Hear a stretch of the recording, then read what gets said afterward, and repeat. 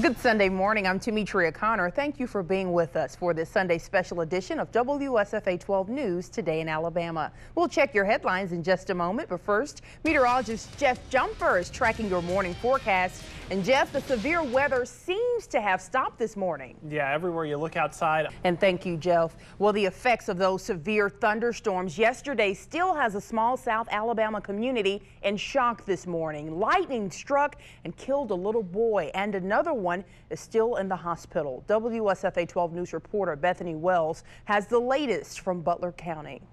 That's one of them calls that you never want to get.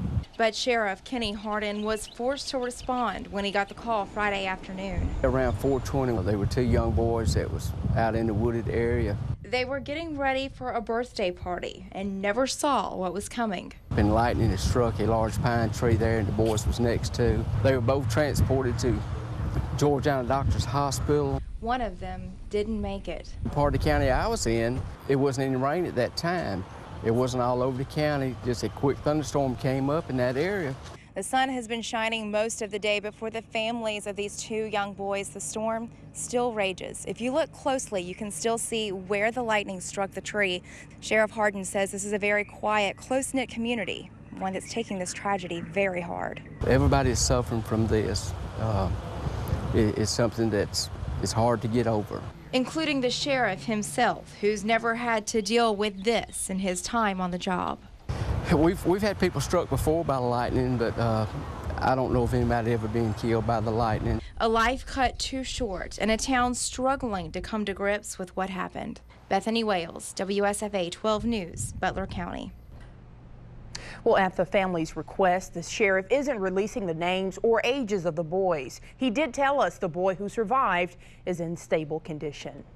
Now to a developing story. There are new accusations this morning from BP against the government for that massive spill in the Gulf. BP faces fines based on the amount of the oil that spilled from the well back in 2010. The company accuses the federal government of withholding documents that may indicate a lower estimate. The final estimate from the government is about 4.9 million wells. The oil company has asked a federal court to require the government to turn over those documents.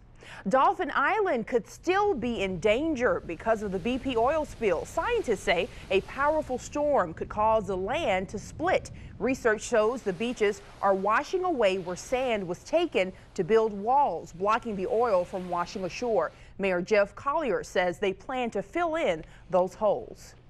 Covering Lee County this morning, we're told Mr. Penny, whose real name is Johnny Richmond, is now listed in fair condition at the East Alabama Medical Center. He's dealing with a self-inflicted gunshot wound. Mr. Penny has gone through reconstructive surgery on his head, and his left eye was removed. He is starting physical therapy for his left leg. And covering Barber County this morning, the city of Eufaula is holding its 47th annual pilgrimage this weekend. People from all over are touring homes and gardens, getting a look at buildings made in the 19th century. WSFA 12 News reporter Kim Smith was in Eufaula, and she has more. Today is the final day for tours. Hours are from 1 to 4. Well, volunteer firefighters do so much for so little in return. To show a small token of appreciation, the County Commission honored the volunteer fire departments in our area. All 8 departments were represented at yesterday's gathering. The city provided a friendly competition along with a free meal for the firefighters and their families. The volunteer firefighters have to be supported by their spouses and their family too, because these guys don't get paid anything, and they may get up in the middle of supper or they may get up at 2 o'clock at night. So families are really important to us. And here's a picture of the North Montgomery Fire Department. They took first place in the team competition, with Rolling Hills coming in second and Pike Road in third place. Well, Mitt Romney predicts victory in the Wisconsin primary, and he is also talking faith. We'll have the latest on the road to the White House, and are we in the clear of severe weather? Meteorologist Jeff Jumper will have that answer in his full forecast coming up next. How many people do you think I got? That was a good one, though. That was a good one. It had me laughing, at least. I'm sure some people at home were as well. On a Sunday morning, and people might have spit their coffee out this morning. All right. Thank you so much, welcome. Jeff. Well, covering Decision 2012 news this morning, 4 days before the Wisconsin primary, Mitt Romney spoke at the Faith and Freedom Coalition on Saturday. Romney told the Christian audience that freedom is endowed by the Creator and not a gift from the government. He says that under President Obama, the government is intruding in people's lives more than ever before. The latest Wisconsin polls show Romney with a 7 to 10 point lead over Rick Santorum. And President Barack Obama issued his weekly web address. In the video, the president calls on Congress to pass the Buffett rule, what he calls a principle of fairness. If passed, people making more than $1 million a year will pay at least the same percentage of their income in taxes as middle-class families do. For those making under $250,000 a year, taxes shouldn't go up. The president says if Congress shoots down the rule, one of two things will happen. Either it's going to add to our deficit, or it's going to come out of your pocket. Seniors will have to pay more for their Medicare benefits. Students will see their interest rates go up at a time when they can't afford it. Families who are scraping by will have to do more because the richest Americans are doing less. That's not right. The Buffett rule will go to the Senate first for a vote on April 16th.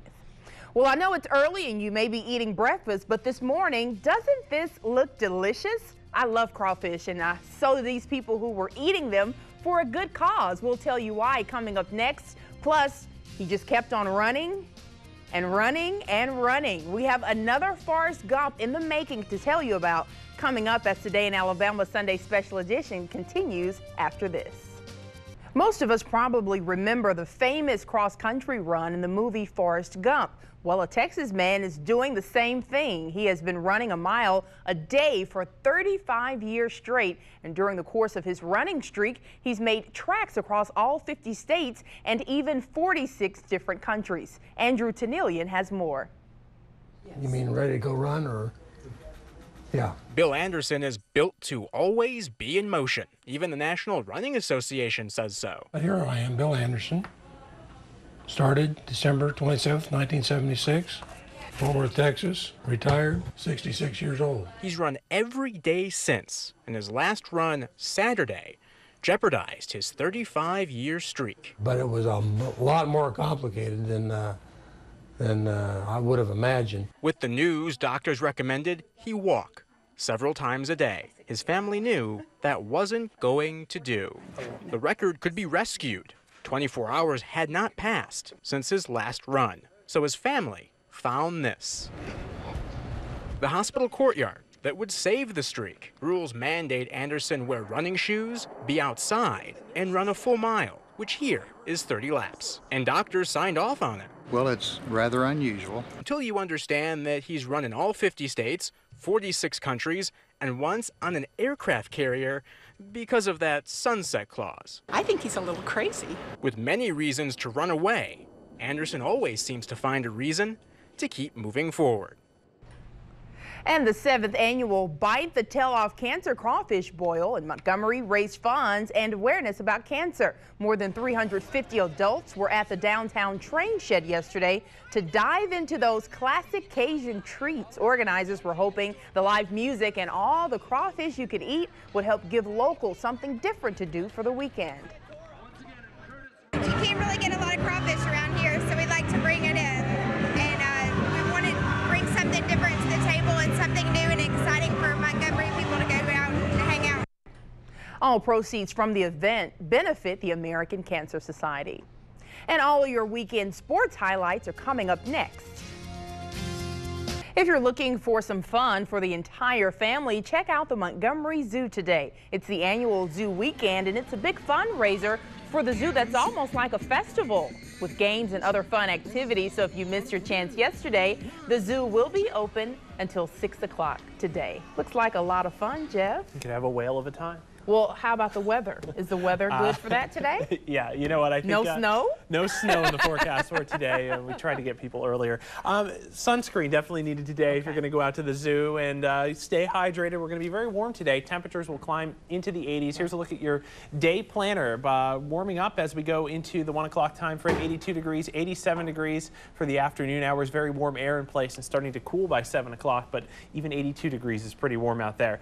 Record highs today, tomorrow, and Tuesday, very likely as we go through the next several days. Rain chances minimal, afternoon shower or thunderstorm, but Wednesday into Thursday and Friday we have a front working its way through. That will hold the temperatures down just a couple of degrees, low 80s, still above average, but bring our rain chances back up to 30 to 40%. But it looks like maybe next weekend we'll get to enjoy some nicer weather with temperatures closer to 80 degrees rather than 90 degrees. Absolutely. Well, thank you so much, Jeff. And that's it for this special edition of Today in Alabama. Thank you for joining us. We'll see you right back here at 5 and 10. Have a good day.